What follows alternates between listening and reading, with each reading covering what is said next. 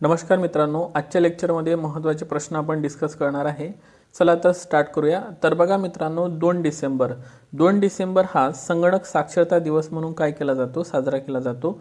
आपण काल बघितलं होतं की 1 डिसेंबरला एड्स दिवस काय केला जातो, साजरा केला जातो. यावर आपण पूर्ण इन्फॉर्मेशन कालच्या लेक्चरमध्ये बघितली होती.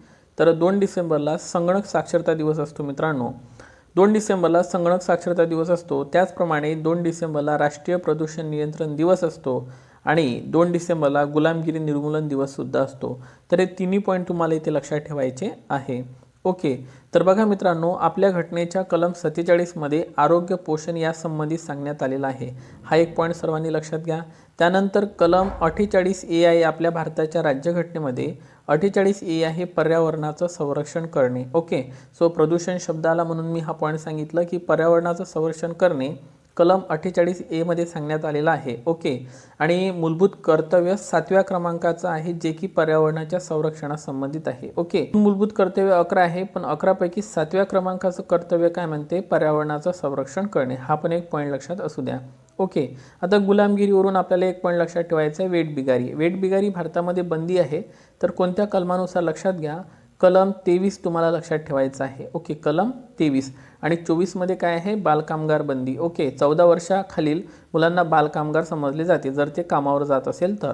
ओके, त्यानंतर बघा मित्रांनो, तृतीय रत्न जे नाटक आहे ते 1855मध्ये कोणी काढलेलं होतं, तर हे काढलेलं होतं महात्मा ज्योतिबा फुले यांनी.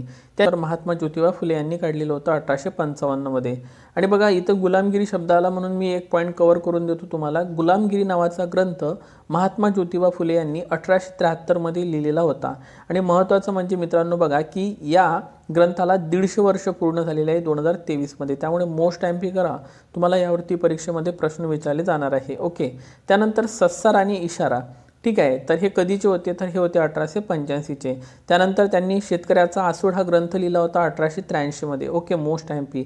आणि ब्राह्मणाची कसब हा ग्रंथ लिहिला होता 1869. तर हे पॉईंट पाठ ठेवा. द हिंदू पॅट्रियट कोणी काढलेलं होतं, हे काढलेलं होतं हरिश्चंद्र मुखर्जी. माझ्याकडून हा मोस्ट एमपी क्वेश्चन करा, तुम्हाला इतिहास या विषयामध्ये यावरती प्रश्न विचारला जाऊ शकतो. आणि नीलदर्पण काय आहे, हे ऑलरेडी परीक्षेत विचारलेलं होतं. नीलदर्पण हे नाटक होतं आणि ते काढलेलं होतं दीनबंधू मित्र यांनी. ओके, आणि निळीच्या उठावासंबंधित माहिती आपल्याला नीलदर्पण या नाटकामधून मिळते. त्यानंतर 2 डिसेंबरला संगणक साक्षरता दिवस होता, त्यामुळे मी इथे 2-3 पॉईंट कव्हर करून दिलेले आहे. तो पॉईंट लक्षात घ्या की संगणकाचा शोध कोणी लावलेला होता, चार्ल्स बॅबेज याने संगणकाचा शोध लावलेला होता. आणि भारत देशातील इंटरनेट सुविधा कधी सुरू झाली होती, 15 ऑगस्ट 1995ला. तुम्ही गुगलवर सर्च केलं तुम्हाला ही तारीख दिसेल, 15 ऑगस्ट 1995. आणि कोणामार्फत, विदेश संचार निगम लिमिटेड म्हणजे VSNLद्वारे. आणि VSNLची स्थापना लक्षात असू द्या 1986ची आहे. ओके, एक BSNL आहे मित्रांनो, भारत संचार निगम लिमिटेड. तर मला तुम्ही सांगा की BSNLची स्थापना केव्हा झाली, हे नक्की मला खाली कमेंट बॉक्समध्ये तुम्ही सांगा. ओके, महत्त्वाचा प्रश्न आहे. त्यानंतर 5Gची सुरुवात, जी म्हणजे जनरेशन लक्षात ठेवा. ओके, जी म्हणजे काय होतं, जनरेशन. ओके, सो 5Gची सुरुवात भारतामध्ये 1 ऑक्टोबर 2022ला दिल्ली या ठिकाणाहून झालेली आहे. मोस्ट एमपी करा. ओके, संगणक टॉपिक आहे, तुम्हाला परीक्षेत प्रश्न येऊ शकतो. वर्ल्ड वाईड वेब म्हणजे WWWचा शोध कोणी लावलेला होता, टिम बर्नर्स-ली याने लावलेला होता 1989मध्ये. आणि father of world wide web असं म्हटलं जाते टिम बर्नर्स-लीला. ओके, मात्र संगणकाचा शोध कोणी लावला, चार्ल्स बॅबेज. त्यानंतर चंपारण्य सत्याग्रह महात्मा गांधी यांनी केलेला होता 1917मध्ये आणि नीळ उठावासंबंधित होता. ओके, सो कोणी केला होता, महात्मा गांधी यांनी. त्यानंतर पुढचा प्रश्न बघा, 1 डिसेंबर 1965मध्ये BSF म्हणजे बॉर्डर सिक्युरिटी फोर्सची स्थापना करण्यात आली होती, सीमा सुरक्षा बल BSF. ओके, आणि BSFचे प्रमुख सध्या कोण झालेले आहे, Nitin Agarwal. So it's a very very important point. आणि ब्रीद वाक्य आहे, आणि जीवनासाठी कर्तव्य हे काय आहे, ब्रीद वाक्य आहे, जीवनासाठी कर्तव्य. ओके, त्यानंतर 5वा वैश्विक आयुर्वेद महोत्सव. त्यानंतर बघा मित्रांनो, 5वा वैश्विक आयुर्वेद महोत्सव 2023 तिरुअनंतपुरम केरळ या ठिकाणी पार पडलेला आहे. ओके, सो आयुष मंत्रालयाद्वारे हा महोत्सव पार पडलेला आहे. पेपरमध्ये आरोग्य मंत्रालय वगैरे येऊ शकते. ओके, पण आपल्याला काय लक्षात ठेवायचं आहे, आयुष मंत्रालय हे आपल्याला लक्षात ठेवायचं आहे मित्रांनो. ओके, आता आपल्याला आयुष मंत्रालय लक्षात ठेवायचं आहे. मग आयुषमध्ये A काय आहे, आयुर्वेद. Y काय आहे, योगा. U आहे युनानी. S आहे सिद्ध. आणि H आहे होमिओपॅथी. ओके, सो यावरती तुम्हाला प्रश्न विचारला जाऊ शकतो, लक्षात असू द्या. मग जागतिक योग दिवस कधी असतो, 21 जून. आणि 2015 पासून योग दिवस काय केला जातो साजरा. आता 21 जूनलाच का, कारण उत्तर गोलार्धातील सर्वात मोठा दिवस हा 21 जून असतो. ओके, हा पॉईंट तुम्ही इथे लक्षात ठेवा. ओके, आणि योग केल्यामुळे आपलं आयुष्यसुद्धा काय होत जाते, मोठं होत जाते असं लक्षात ठेवा. ठीक आहे, हॉर्नबिल महोत्सव नागालँडचा आहे. विधान चुकी बरोबर आहे. आणि बघा अलीकडेच 1 डिसेंबर 1963ला नागालँड राज्याचा स्थापना दिवस सुद्धा साजरा करण्यात आलेला आहे. आणि नागालँडच्या स्थापनेला 2023मध्ये 60 वर्ष पूर्ण झालेले आहे. म्हणजे हिरक महोत्सवी वर्ष आहे नागालँडचं. ओके, सो प्रश्न येऊ शकतो तुम्हाला की हिरक महोत्सवी वर्ष डायमंड इयर कोणत्या स्टेटचं आहे, तर ते आहे नागालँडचं. आणि नागालँड हे आसाम राज्यातून बाहेर आलेलं होतं, हा पॉईंट लक्षात ठेवा. कोणत्या राज्यातून बाहेर पडलेलं होतं नागालँड, आसाम या राज्यातून. Okay, so it's a very important point. आणि 13वी घटनादुरुस्ती 1963 हे नागालँड संबंधित आहे. ओके, त्यानंतर बघा मित्रांनो एक पॉईंट लक्षात असू द्या की कलम 3 नुसार नवीन राज्याची निर्मिती केली जाते. विधान चुकी बरोबर आहे. त्याचप्रमाणे एखाद्या राज्याचे नाव, सीमा, क्षेत्रफळ बदलायचे असेल तर कलम 3 नुसारच हे केलं जाते. आणि लक्षात असू द्या एखाद्या राज्याची निर्मिती करत असताना किंवा नाव, सीमा, क्षेत्रफळ बदलत असताना राष्ट्रपतीची पूर्वसंमती आवश्यक असते. धूम्रपान प्रतिबंधित अधिनियम रद्द करणारा देश कोणता ठरलेला आहे, न्यूझीलंड. कारण या अगोदर धूम्रपान बंदी न्यूझीलंडनंच केलेली होती, मात्र तिथं सरकार बदललेलं आहे आणि हा अधिनियम रद्द करण्यात आलेला आहे. ओके, मग काही पॉईंट लक्षात ठेवा की तंबाखूमध्ये काय असते, निकोटीन हा घटक असतो. चिंचेमध्ये टार्टारिक असते.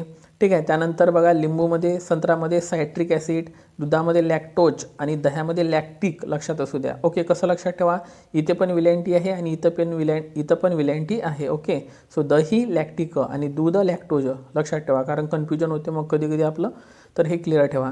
टोमॅटोमध्ये ऑक्झॅलिक ॲसिड असते. व्हिनेगारमध्ये ॲसिटिक ॲसिड, मोस्ट टाईम पी करा, व्हिनेगारमध्ये असते ॲसिटिक ॲसिड. अफूगांजामध्ये मार्फिन असते. चहामध्ये टॅनिन, कॉफीमध्ये कॅफिन, गहूमध्ये ग्लुटीन, तर मुंगीमध्ये मिथेनॉइक आणि फॉर्मिक ॲसिड असते मित्रांनो. ओके, चला काही हा पॉईंट लक्षात ठेवा की अ जीवनसत्वाच्या अभावी रातंधळेपणा, ब जीवनसत्वाच्या अभावी बेरी ब लक्षात ठेवा. क जीवनसत्वाच्या अभावी स्कॅर्वी हा रोग होतो, क लक्षात ठेवा. त्यानंतर ड जीवनसत्वाच्या अभावी मुरदूस, ड लक्षात ठेवा इथे. आणि अस्थिमृदुता सुद्धा म्हणू शकता. ईच्या अभावी, ई जीवनसत्वाच्या अभावी वांजपणा, तर के जीवनसत्वाच्या अभावी रक्तस्राव होतो मित्रांनो. ओके, लक्षात असू द्या. यामध्ये वार्धक्य विरोधी जीवनसत्व क जीवनसत्वाला म्हटलं जाते. लक्षात असू द्या, वार्धक्य विरोधी जीवनसत्व कोणतं आहे, क. ओके, आणि पाण्यात विरघळणारे, आणि बघा पाण्यात विरघळणारे जीवनसत्व कोणते आहे, ब आणि क, तर मेदात विरघळणारे आहे अ, ड, ई, के. पाण्यात विरघळणारे लक्षात कसं ठेवा, ब, द, क.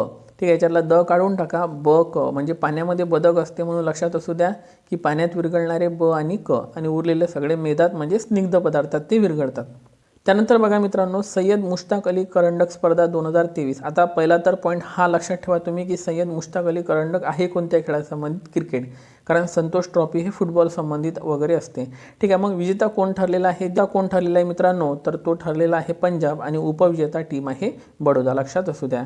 देशातील पहिली अंडर वॉटर मेट्रो कुठे सुरू करण्यात आली आहे, कलकत्त्याला. मग कोणत्या नदीमधून धावणार आहे ही वॉटर मेट्रो, तर लक्षात असू द्या हुगळी नदीतून धावणार आहे ही अंडर वॉटर मेट्रो. ओके, आणि भारतातील सर्वात मोठा रेल्वे प्लॅटफॉर्म 1.507 किलोमीटरचा आहे. ओके, एकदा हे चेक करून घ्या. आणि हुबळी कर्नाटक या ठिकाणी आहे आणि दक्षिण पश्चिम रेल्वे झोनमध्ये येते. कारण भारतामध्ये एकूण रेल्वे झोन किती आहे, 18. लक्षात असू द्या, भारतामध्ये एकूण रेल्वे झोन किती आहे, 18, आणि 18वा रेल्वे झोन होता विशाखापट्टणम. मित्रांनो रेल्वे हा विषय केंद्र सूचीमध्ये येते, म्हणजे संघ सूचीमध्ये येते. हा पॉईंट तुम्ही इथे लक्षात ठेवा, मोस्ट टाईम पी करा. ठीक आहे, खरगपूर, गोरखपूर आणि हुबळी, म्हणजे काय होतं की सगळ्यात पहिला मोठा रेल्वे जंक्शन होता खरगपूर, नंतर गोरखपूर झाला होता, आता हुबळी झालेला आहे जो की कर्नाटक या ठिकाणी आहे. बघा हे हुगळी आणि हे हुबळी ठिकाण आहे. गोष्टीमध्ये कन्फ्युजन असू शकते, तर एवढं तुम्ही लक्षात ठेवा. फ्रान्स सरकारचा सर्वोच्च नागरी पुरस्कार लिजेंड दी ऑनर 2023 कोणाला देण्यात आलेला आहे, UR ललितांबिका यांना देण्यात आलेला आहे. त्या गगनयानच्या निर्देशक आहे मित्रांनो. ओके, लक्षात असू द्या UR ललितांबिका, मोस्ट टाईम पी करा, UR ललितांबिका. आणि यापूर्वी हा अवॉर्ड एन चंद्रशेखरन जे की टाटा समूहाचे अध्यक्ष यांना सुद्धा हा अवॉर्ड मिळालेला होता. नौदल दिवस कधी साजरा केला जातो, तर आपल्या सर्वांना माहीत आहे नौदल दिवस हा 4 डिसेंबरला साजरा केला जातो. आणि भारताचे सध्याचे जे ॲडमिरल आहे ते आहे आर हरिकुमार. म्हणजे नौदल प्रमुख कोण आहे, तर ॲडमिरल आर हरिकुमार आहेत. लक्षात असू द्या. तर बघा 15 जानेवारीला आपल्या इथे भूदल दिवस साजरा केला जातो. ओके, थलसेना दिवस. तर थलसेना प्रमुख कोण आहे, तर बघा ते आहेत जनरल मनोज पांडे. आणि 8 ऑक्टोबरला वायुदल दिन साजरा केला जातो, तर वायुदल प्रमुख आहे air chief marshal V R Chaudhari. एक प्रश्न लक्षात घ्या, पोलीस भरतीमध्ये पण प्रश्न विचारला जातो की नौदलातील सर्वोच्च पद कोणतं आहे, ॲडमिरल. त्यानंतर भूदलातील सर्वात मोठं पद आहे जनरल आणि वायुदलातील सर्वात मोठं पद आहे एअर चीफ मार्शल. तर हे तिन्ही पॉईंट लक्षात असू द्या. आणि बघा, पहिले CDS म्हणजे चीफ ऑफ डिफेन्स स्टाफ कोण होते, तर ते होते बिपिन रावत. आणि सध्याचे दुसरे जे CDS आहे ते आहे अनिल चौहान. तर हा प्रश्न तुम्हाला इथे पाठ ठेवायचा आहे. मित्रांनो, या तिन्ही दलाचा सरसेनापती कोणाला म्हटलं जाते, तर राष्ट्रपतीला म्हटलं जाते. ओके. आणि कलम 52(3) अंतर्गत सरसेनापती राष्ट्रपती असतात भारताचे. ओके. आणि सध्याच्या ज्या भारताच्या राष्ट्रपती आहे त्या आहे द्रौपदी मुर्मू. हा पण एक पॉईंट सर्वांनी इथे लक्षात घ्या. त्यानंतर बघा मित्रांनो, लॉर्ड डलहौसी 1848 ते 1856 हा त्यांचा कार्यकाळ आहे. ओके. सो स्कॉटलंडच्या राजाचा राजपुत्र होता तो. आणि पहिली रेल्वे 16 एप्रिल 1853ला त्याच्याच काळामध्ये सुरू झाली होती, मुंबई ते ठाणे. ठीक आहे. तर हा एक पॉईंट लक्षात घ्या. 1853 म्हणजे 3 शेवटी आहे म्हणजे 2023. ओके. सो समथिंग इयर्स याला पूर्ण झालेले आहे, तुम्ही इथं लक्षात ठेवू शकता. ओके. तर 170 वर्ष काय झालेले आहे, पूर्ण झालेले आहे. त्यामुळे पाठ ठेवा. पोस्ट तारायंत्रे, दत्तक वारसा नामंजूर, संस्थाने खालसा करणे, हे काम कुणी केलं होतं, लॉर्ड डलहौसीनं केलेलं होतं. आणि त्याने पहिलं संस्थान 1848 मध्ये सातारा हे संस्थान खालसा केलं होतं. हा पॉईंट लक्षात असू द्या. विधवा पुनर्विवाह कायदा कधीचा होता, 1856चा होता. आणि तो कोणाच्या काळामध्ये झालेला होता, लॉर्ड डलहौसीच्या काळामध्ये हा कायदा झालेला होता. त्याचप्रमाणे संतालांचा उठाव झाला होता 1855 मध्ये, तो पण लॉर्ड डलहौसीच्या काळामध्ये झालेला होता. आणि संतालाच्या उठावाचं नेतृत्व केलं होतं सिद्धू व कान्हू यांनी. ओके. सो पाठ असू द्या. सध्या प्रश्न हा चर्चेमध्ये आहे. 3 डिसेंबरला जागतिक अपंग दिवस साजरा केला जातो. विधान चुकी बरोबर, तर बरोबर आहे मित्रांनो. आणि अपंग वर्ष युनोनं कधी साजरं केलं होतं, 1981 मध्ये. ज्याप्रमाणे महिला वर्ष 1975 मध्ये साजरं केलं होतं, त्याच पद्धतीनं जागतिक अपंग वर्ष हे 1981 मध्ये साजरं केलेलं होतं. मित्रांनो, 2 ते 3 डिसेंबरला 1984 मध्ये, ठीक आहे, वायू भोपाळ दुर्घटना झाली होती मध्य प्रदेशमध्ये. आणि ती कंपनी होती युनियन कार्बाइड कंपनी. ओके. आणि यामध्ये जे भोपाळमध्ये वायू दुर्घटना झाली होती, यामधून एक विषारी वायू बाहेर आलेला होता, तो होता मिथिल आयसोसायनेट. त्यामुळे बरेच लोक मरण पावलेले होते. ओके. आणि हे सगळ्यात मोठी दुर्घटना होती मित्रांनो, लक्षात असू द्या. त्यानंतर बघा, महिला वर्ष 1975 आपण आताच बघितलं. 2021ला बालकामगार विरोधी वर्ष होतं. 2022ला महिला व शेतकरी सन्मान वर्ष होतं. त्याप्रमाणे 2023ला जागतिक भरडधान्य व बाजरी वर्ष साजरं करण्यात येत आहे. तर 2024ला जागतिक उंट वर्ष असणार आहे. महत्त्वाचं म्हणजे उंटाला वाळवंटातील जहाज असं म्हटलं जाते. ओके. आणि उंटाला इंग्रजीमध्ये कॅमल म्हटलं जाते. ओके. त्यानंतर मिनामाटा रोग हा जपानमध्ये आलेला होता आणि हा मर्क्युरी पाऱ्यामुळे होतो, लक्षात असू द्या. आणि पाऱ्याचं जे धातुक आहे मित्रांनो ते आहे सिन्नाबार. ओके. हा पण पॉईंट लक्षात ठेवा. त्यानंतर महत्त्वाचा प्रश्न आहे की महिला कैद्यांसाठी खुले कारागृह असणारे पहिले तुरुंग कोणते होणार आहे, तर ते होणार आहे येरवडा तुरुंग. आणि येरवडा तुरुंग मग आहे कुठे, तर येरवडा तुरुंग आहे पुण्यामध्ये. मित्रांनो, तुम्हाला माहीत असेल येरवडा या ठिकाणी जेलमध्ये पुणे करार झालेला होता मित्रांनो. ओके. येरवडा या ठिकाणी पुणे करार झालेला होता. आणि हा पुणे करार महात्मा गांधी व डॉक्टर बाबासाहेब आंबेडकर यांच्यामध्ये झालेला होता. आणि हा करार झाला होता 24 सप्टेंबर 1932ला. महात्मा गांधीजी यांच्या वतीनं सही कोण केलेली होती, तर पंडित मदन मोहन मालवीय यांनी साईन केलेली होती. महाराष्ट्र सरकारचं मुक्ता मिशन हे कच्च्या महिला कैद्यांच्या सुटका संबंधित आहे. महिला शेतकरी दिवस कधी साजरा केला जातो, तर 15 ऑक्टोबरला साजरा केला जातो. सेल्युलर जेल कुठे आहे, तर हे अंदमान आणि निकोबारमध्ये आहे.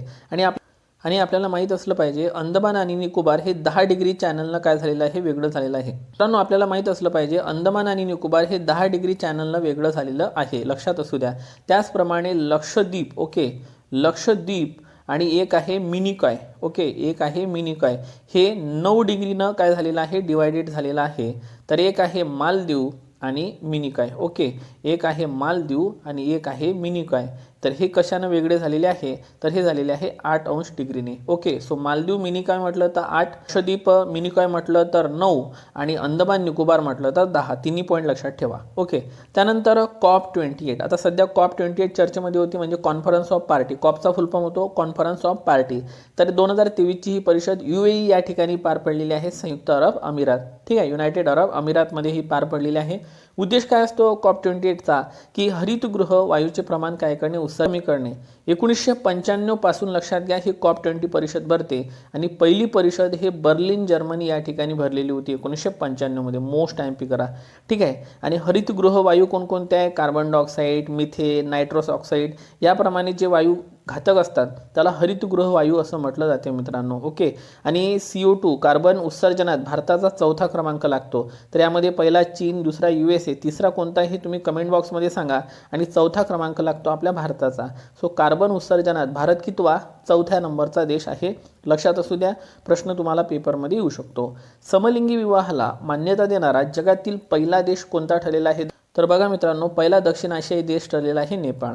मग आता समलिंगी विवाह संबंधित कोणती कलम आहे इंडियन पिनल कोड 1860 मध्ये, तर ती आहे 377 आहे मित्रांनो, 377. सार्क संघटनेची स्थापना ही 8 डिसेंबर 1985 मध्ये करण्यात आली होती. ओके. आता सार्क संघटनेचा फुल फॉर्म होतो south Asian association regional corporation, ठीक आहे. सार्क संघटना, दक्षिण आशियाई प्रादेशिक संघटना. एक प्रश्न आला होता MPSCने विचारला होता की सार्क संघटना कशासाठी काम करते, उत्तर आशिया, दक्षिण आशिया, पूर्व आशिया की दक्षिण आशिया, तर बघा साऊथ एशिया म्हणजेच काय, दक्षिण आशियासाठी काम करते. ओके. हा मुद्दा इथं आलेला आहे, त्यामुळे मी हा सार्क संघटनेचा पॉईंट इथे कव्हर करून दिलेला आहे. तर तुमच्या लक्षात आलं असेल आपल्याला करंट अफेअरमधून कसं आपल्याला GK मध्ये जायचं असते. ओके.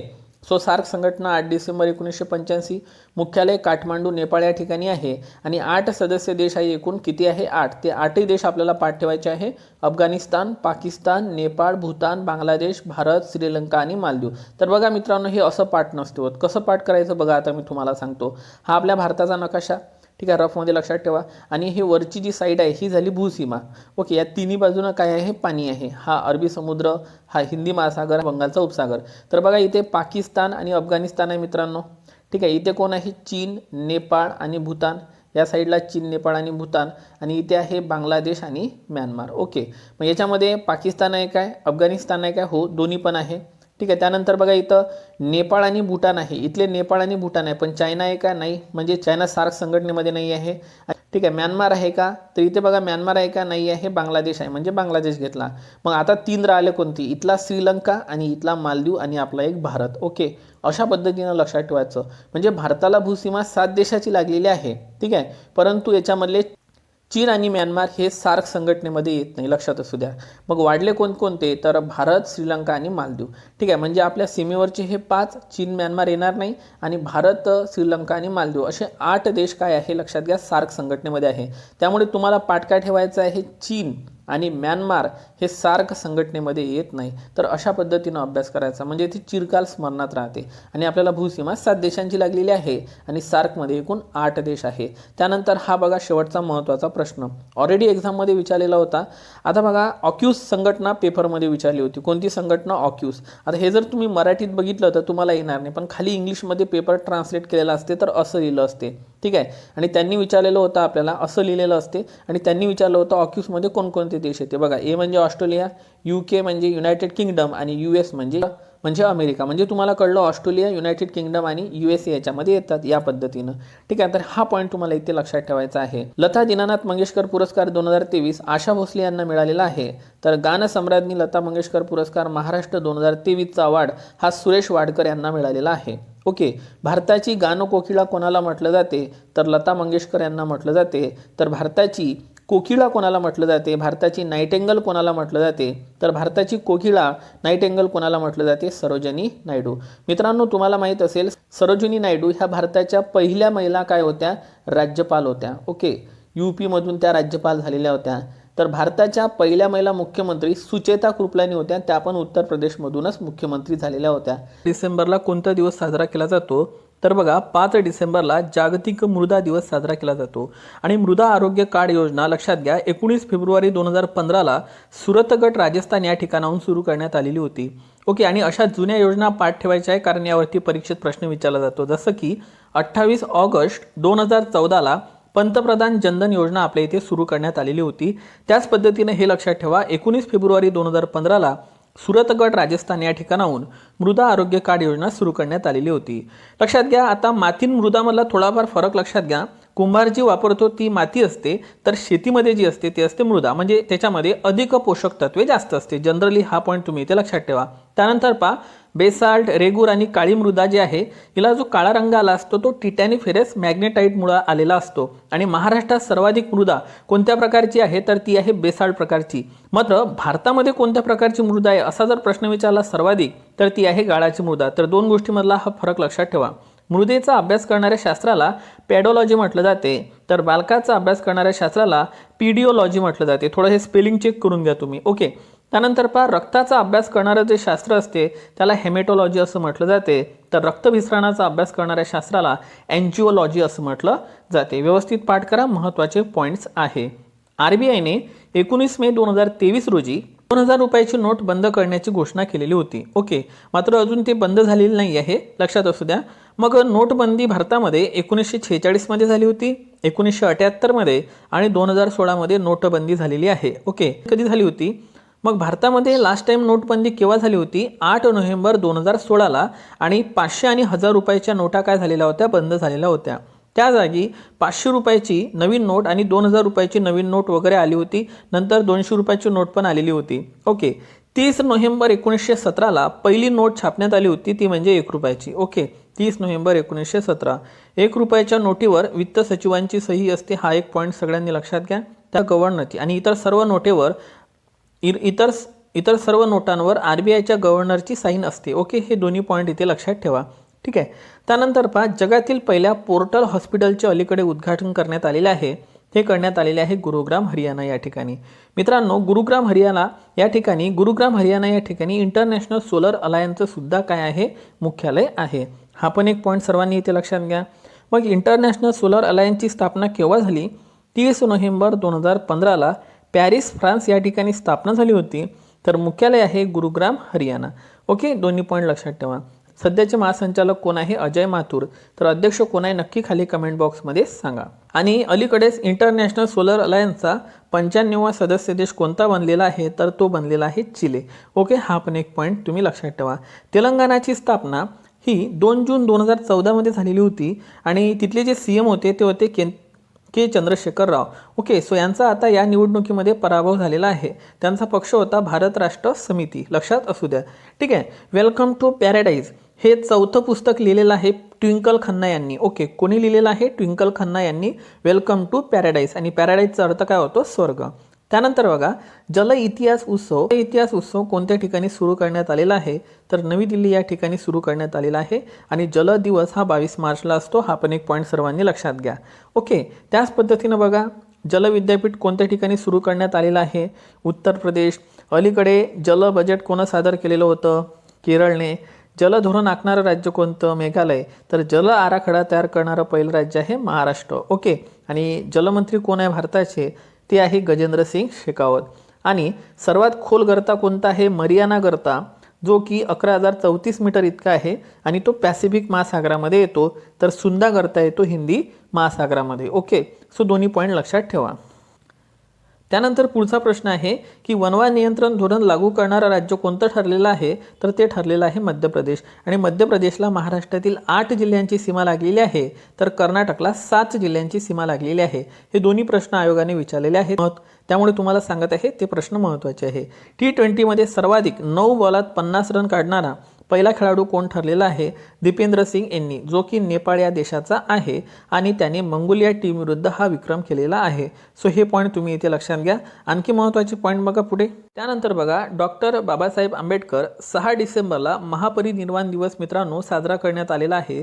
आणि 6 डिसेंबर 1956 रोजी डॉक्टर बाबासाहेब आंबेडकर यांचे निधन झालेले होते दिल्ली या ठिकाणी. आणि त्यांचे समाधीस्थळ चैत्यभूमी मुंबई या ठिकाणी आहे. ओके. आणि त्यांनी जिथं दीक्षा घेतलेली होती बौद्ध धर्माची, हे ठिकाण दीक्षाभूमी नागपूर या ठिकाणी आहे. सो दीक्षाभूमी नागपूर आणि चैत्यभूमी मुंबई हा फरक इथे लक्षात ठेवा. डॉक्टर बाबासाहेब आंबेडकर यांचा जन्म 14 एप्रिल 1891ला झालेला होता आणि त्यांना मरणोत्तर 1991 मध्ये भारतरत्न हा पुरस्कार सुद्धा मिळालेला होता. ओके. मसुदा समितीचे डॉक्टर बाबासाहेब आंबेडकर अध्यक्ष होते आणि मसुदा समितीची स्थापना ही 29 ऑगस्ट 1947 मध्ये करण्यात आलेली होती. या समितीमध्ये एकूण 7 सदस्य होते, 6 सदस्य आणि 1 होते अध्यक्ष, असे टोटल 7 सदस्य टोटल म्हणू शकतो आपण. त्यानंतर बघा बहिष्कृत हितकारणी सभा त्यांनी 1924 मध्ये स्थापन केलेली होती आणि या सभेला 2024 मध्ये 100 वर्ष पूर्ण होणार आहे। त्यामुळे सर्वांनी हा पॉईंट इथे लक्षात ठेवायचा आहे। आता बहिष्कृत भारत हे वृत्तपत्र 1927 मध्ये काढलेलं होतं। तर आणखी एक लक्षात घ्या, एक होतं मूकनायक वृत्तपत्र जे की 1920चं होतं मित्रांनो। बहिष्कृत भारतवर संत ज्ञानेश्वरांची वचने लिहिली जात होती, तर मूकनायक या वृत्तपत्रावर संत तुकाराम महाराजांची वचने लिहिली जात होती। दोन्ही पॉईंट लक्षात ठेवा।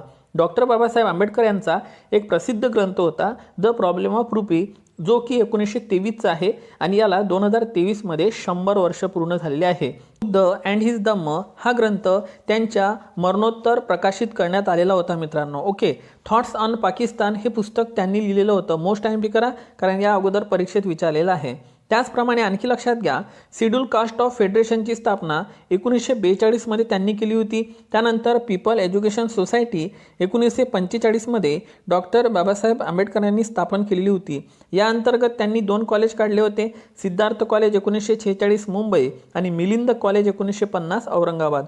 दोन्ही ठिकाणं आणि नावं लक्षात घ्या मित्रांनो।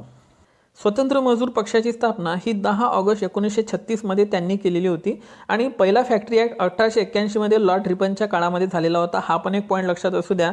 आणखी एक पॉईंट लक्षात घ्या मित्रांनो की बॉम्बे हँडमिल असोसिएशन 1884 मध्ये कोणी काढलेली होती? नारायण मेघाजी लोखंडे। आणि नारायण मेघाजी लोखंडे यांना कामगार चळवळीची जनक सुद्धा म्हटलं जाते। ठीक आहे, आणि पहिला जो फॅक्टरी ॲक्ट झाला होता कामगारांसंबंधित तो लॉर्ड रिपनच्या काळामध्ये झालेला होता आणि लॉर्ड रिपन यांनी स्थानिक स्वराज्य संस्था स्थापन केल्या होत्या, त्यामुळे स्थानिक स्वराज्य संस्थेचा जनक रिपनला म्हटलं जाते। त्यानंतर बघा महाड सत्याग्रह 20 मार्च 1927 ला करण्यात आला, तर मनुस्मृतीचं दहन 25 डिसेंबर 1927 ला करण्यात आलेलं होतं। त्यामुळे पहिले महाड सत्याग्रह लक्षात ठेवा आणि नंतर मनुस्मृती दहन। आणि काळाराम मंदिर सत्याग्रह होता 1930चा नाशिक या ठिकाणी। त्यामुळे तुम्हाला जर काळानुसार क्रम लावा असा जर प्रश्न आला तर पहिले महाड सत्याग्रह, नंतर मनुस्मृती दहन आणि नंतर आहे काळाराम मंदिर सत्याग्रह जे की नाशिकला आहे। ओके, 1930। मी हिंदू म्हणून जन्माला आलो तरी हिंदू म्हणून मरणार नाही, अशी घोषणा डॉक्टर बाबासाहेब आंबेडकर यांनी 1935 ला येवले नाशिक या ठिकाणी दिलेली होती। ओके, सो हे सर्व पॉईंट्स तुम्हाला आता इथे लक्षात ठेवायचे आहे। चला त्यानंतर विश्व ॲथलेटिक समितीच्या उपाध्यक्षपदी कोणाची निवड करण्यात आलेली आहे? तर आदिल सुमारीवाला यांची निवड करण्यात आलेली आहे। जागतिक टेबल टेनिस महिला संघाच्या अध्यक्षा कोण झालेल्या आहे? मेघना अहलावत। त्यानंतर भारतीय ऑलिम्पिक समितीच्या पहिल्या महिला अध्यक्षा कोण आहे? पीटी उषा। तर रेल्वे बोर्डच्या पहिल्या महिला अध्यक्ष आहे जया वर्मा सिन्हा। रेल्वे बोर्ड भारतामध्ये 1905 मध्ये लॉर्ड कर्झनच्या काळात स्थापन झालं होतं। त्याच्यानंतर एकही महिला अध्यक्षा मिळालेल्या नव्हत्या, तर त्या आता मिळालेल्या आहे मित्रांनो, त्यामुळे हा प्रश्न महत्त्वाचा आहे। सो रेल्वे बोर्डच्या पहिल्या महिला अध्यक्ष आहे जया वर्मा सिन्हा। जगातील सर्वात उंच युद्धभूमी कोणती आहे? तर ती आहे सियाचीन। आणि या ठिकाणी पहिली महिला वैद्यकीय अधिकारी म्हणून कोणाची निवड झालेली आहे? गीतिका कौल। तर अधिकारी म्हणून कोणाची निवड झाली होती पहिल्या महिला? तर त्या होत्या captain Shiva Chavan. So it's a very very important point. आणि भारतातील सर्वात लांब हिमनदी कोणती आहे? तर ती आहे सियाचीन। तर मित्रांनो हे सगळे महत्त्वाचे प्रश्न आहे जे आपण पाहत आहे। तुम्ही जो आपल्या यूट्यूब चॅनलला प्रतिसाद देत आहे त्याच्यासाठी मदतपूर्ण ठरत आहे मित्रांनो। फक्त आपल्या चॅनलला आणखी हुतकरू गरीब विद्यार्थ्यांपर्यंत पोहोचवण्याचं तुम्ही काम करावी हीच माझी इच्छा आहे। आणि व्हिडिओला एक लाईक करत चला, जेणेकरून तो व्हिडिओ दुसऱ्यांना सुद्धा रिकमेंडेशनमध्ये जातो मित्रांनो। ओके, तुला आवर्जून एक लाईक करत चला, एवढीच तुमची गुरुदक्षिणा राहील। ठीक आहे, हत्तीचे पहिले हॉस्पिटल कुठे आहे? मथुरा उत्तर प्रदेश। तर इयर 2023चा कोणता ठरलेला आहे? तो ठरलेला आहे रीज। ओके, हा शब्द लक्षात घ्या। याचा अर्थ काय होतो नक्की मला खाली कमेंट बॉक्समध्ये सांगा। आशियाई पॅरालिम्पिक समितीचा सर्वोत्कृष्ट युवा खेळाडू किताब 2023 कोणाला मिळालेला आहे? शीतल देवी यांना मिळालेला आहे, ज्या की तिरंदाजी या खेळासंबंधित आहे। जर तुम्हाला विचारलं की अन्नू राणी कोणत्या खेळासंबंधित आहे? तर त्या भालाफेक या खेळासंबंधित आहे। मोस्ट आयएमपी करा। आणि भवानी देवी जर विचारलं तुम्हाला कोणत्या खेळासंबंधित आहे? तर भवानी देवी ह्या तलवारबाजी या खेळासंबंधित आहे। ओके, आणि संत मीराबाई यांचा जन्म 1498 ला झालेला होता, तर त्यांच्या जन्माला 2023 मध्ये 525 वर्ष पूर्ण झालेले आहे। त्यामुळे हा प्रश्न तुम्हाला इथे लक्षात ठेवायचा आहे। तर बघा 7 डिसेंबरला पोलीस ध्वज दिवस असतो, तर 21 ऑक्टोबरला पोलीस स्मृती दिवस असतो। आणि पोलीस या शब्दाला शुद्ध लेखनमध्ये अशा पद्धतीनंच लिहायचं। ओके, सो हे लक्षात ठेवा सर्वांनी, पोलीस या पद्धतीनं लिहायचं आहे। त्यानंतर 7 सप्टेंबरला आंतरराष्ट्रीय पोलीस सहकार दिवस असतो, तर 2 जानेवारीला रेझिंग डे असते। हा एक पॉईंट लक्षात असू द्या। त्यानंतर पुढचा प्रश्न काय आहे? महाराष्ट्र सरकारचा पहिला उद्योगरत्न पुरस्कार कोणाला देण्यात आलेला आहे 2023चा? तर हा पहिला उद्योगरत्न पुरस्कार रतन टाटा यांना देण्यात आलेला आहे.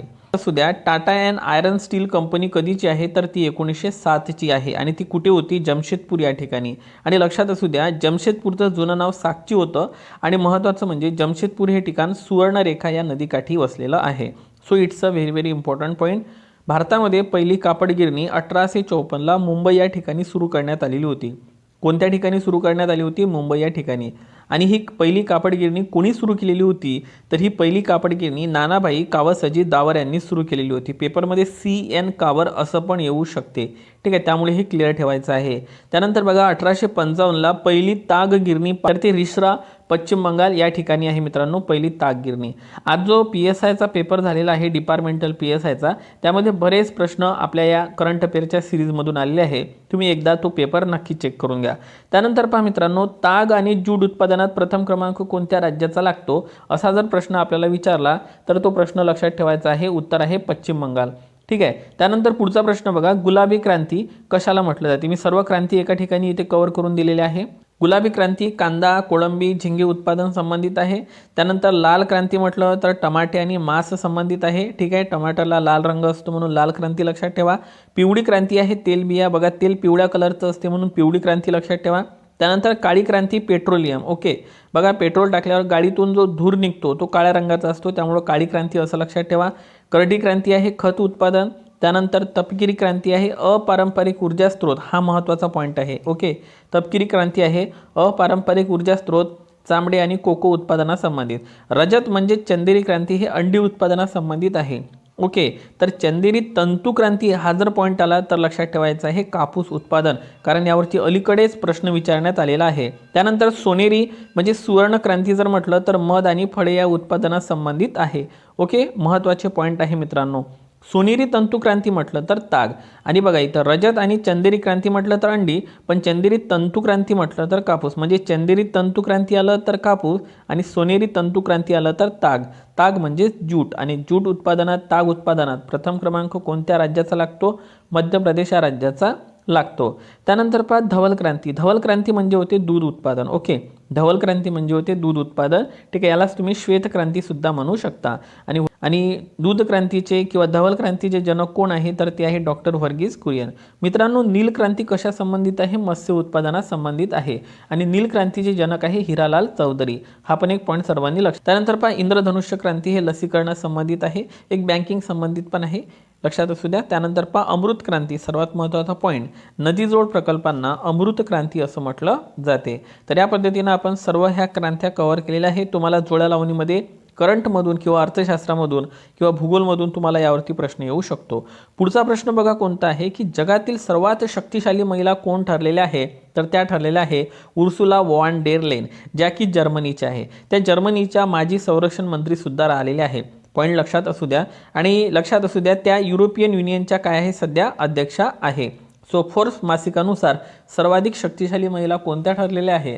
तर त्या ठरलेल्या आहे Ursula von der Leyen. Okay, आणि भारताच्या निर्मला सीतारामन ज्या आपल्या अर्थमंत्री आहे, त्या 32व्या क्रमांकाच्या सर्वात प्रभावशाली शक्तिशाली महिला ठरलेल्या आहे. त्यानंतर पहा, भारतीय महिला क्रिकेट टीमचे प्रशिक्षक म्हणून कोणाची निवड करण्यात आलेली आहे? तर अमोल मुजुमदार यांची निवड करण्यात आलेली आहे. तर भारतीय पुरुष टीमचे कोण आहे कोच? आपल्या सर्वांना माहीत आहे राहुल द्रविड. ओके, त्यानंतर पहा, भारतातील पहिले कृषी data exchange, okay, agriculture data exchange, लक्षात असू द्या, कुठे सुरू करण्यात आलेले आहे? हैदराबाद, तेलंगणा. महत्त्वाचा प्रश्न आहे, माझ्याकडून मोस्ट टाइम करा. ठीक आहे, या अगोदर गोल्ड ATM वर सुद्धा प्रश्न आलेला होता. गोल्ड ATM हे हैदराबादला आहे. ओके, आणि ATMचा फुल फॉर्म काय होतो? Automated teller machine. काय होतं full form? Automated teller machine. पाठ असू द्या.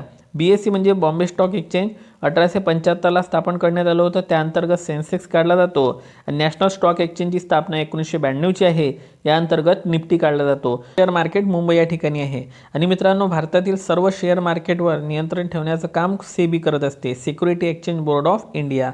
सेबीची स्थापना 1988ची आहे. सेबीला वैधानिक दर्जा 1992मध्ये मिळालेला आहे. आणि सेबीच्या पहिल्या महिला अध्यक्ष आहे माधवीपुरी बुच. It's a very very important point. त्यानंतर पुढचा पॉईंट बघा, हा प्रश्न प्रश्न बघा मित्रांनो, हा आजच्याच डिपार्टमेंटल PSI मध्ये प्रश्न विचारण्यात आलेला आहे. मागं पण मी आपल्या चॅनलवर हा प्रश्न टाकला होता आणि तुम्हाला म्हटलं होतं की हा प्रश्न व्यवस्थित पाठ करून घ्या, यावरती प्रश्न येणार आहे. बघा आजच्याच पेपरमध्ये हा प्रश्न आला की नाही आला. ठीक आहे, एक वेळा नक्की चेक करून बघा. भारतातील पहिला कोळशापासून मिथेनॉल निर्मिती करणारा पहिला प्रकल्प हैदराबाद या ठिकाणी सुरू करण्यात आलेला आहे. तर ओबीसीचे उपवर्गीकरण करण्यासाठी नेमलेली समिती आहे जी रोहिणी समिती. ओके, 2 ऑक्टोबर 2017ची ही समिती आहे. 2017 रफमध्ये पाठ ठेवा. 102वी घटना दुरुस्ती ओबीसी संबंधित आहे मित्रांनो. ओबीसीला घटनात्मक आयोगाचा दर्जा मिळालेला आहे. ठीक आहे, ते 123व विधेयक होतं 2018चं. आणि आता ओबीसी आयोग हा घटनात्मक आयोग झालेला आहे. तसं जर बघितलं तर ओबीसी म्हणजेच मागासवर्गीय आयोगाची स्थापना 1993ची होती आणि या घटनेला 30 वर्ष पूर्ण झालेले आहे. त्यामुळे प्रश्न येणारच होता परीक्षेमध्ये.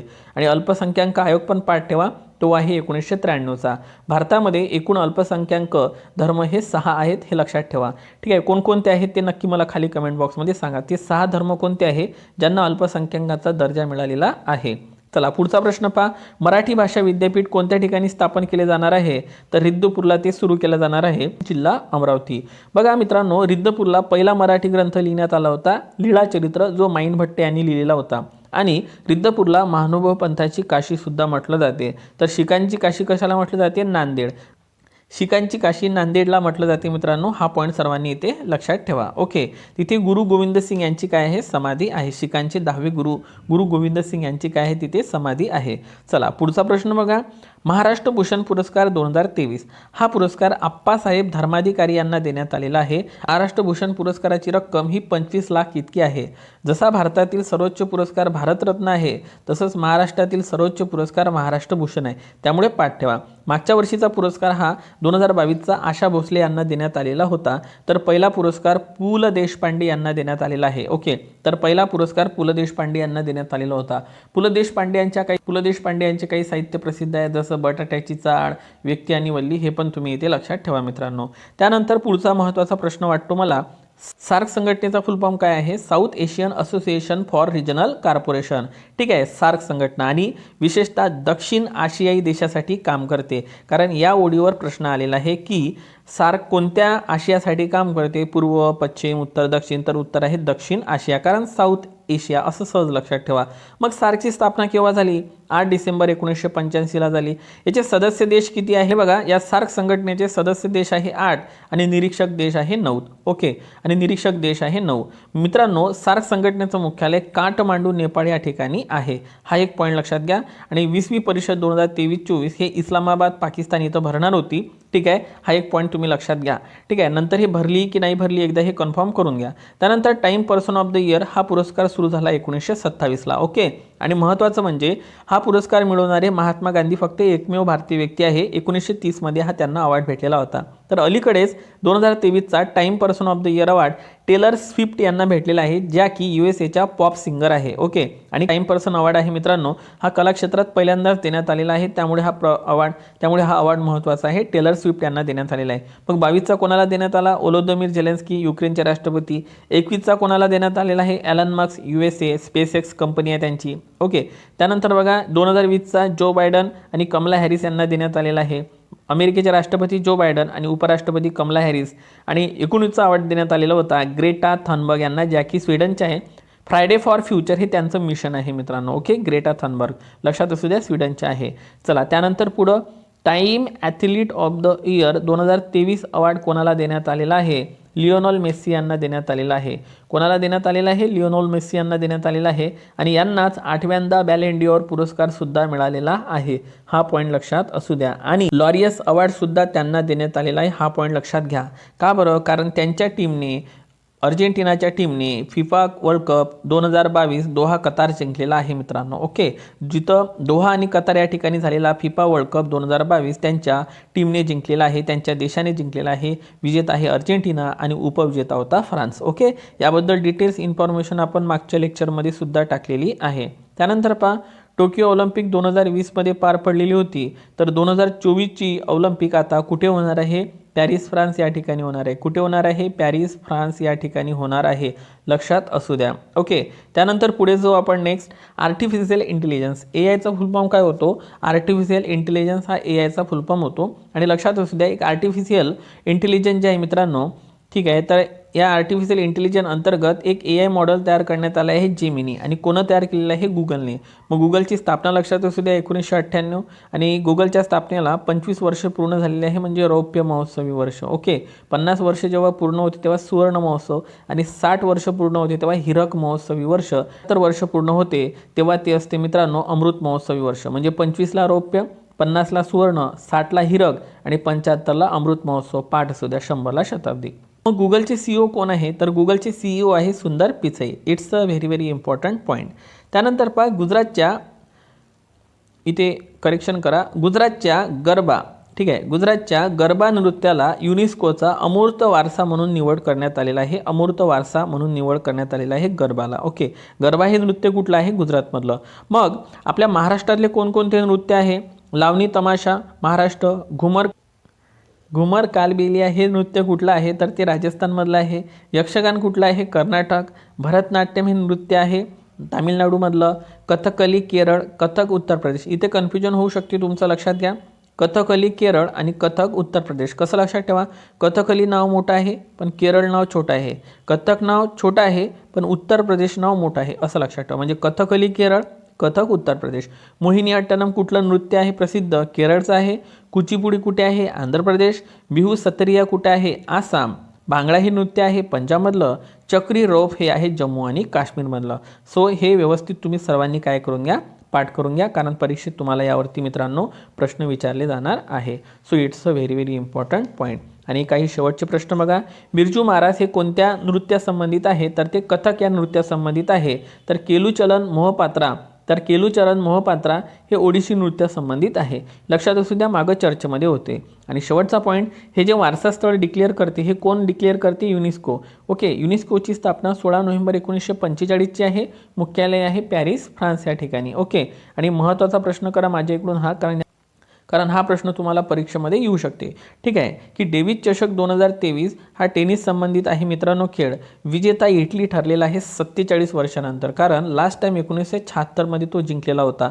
ठीक आहे. सो डेव्हिस चषक यावर्षी कोण जिंकलेला आहे? इटलीने. आणि उपविजेता आहे Australia. So it's a very very important point. Okay. आणि शेवटचा प्रश्न आहे, सत्यजित रे जीवनगौरव पुरस्कार 2023 EP अवॉर्डमध्ये देण्यात आलेला पुरस्कार आहे. सत्यजित रे जीवनगौरव पुरस्कार 2023 हा हॉलिवूड अभिनेता मायकेल डग्लस यांना देण्यात आलेला आहे. आणि यावरती तुम्हाला परीक्षेत 100% प्रश्न येऊ शकतो मित्रांनो. ओके. सो हे लेक्चर तुम्हाला कसं वाटलं ते मला नक्की खाली कमेंट बॉक्समध्ये सांगा, आणि आपल्या व्हिडिओला एक लाईक करा. लवकरच भेटूया. तोपर्यंत take care and thank you so much.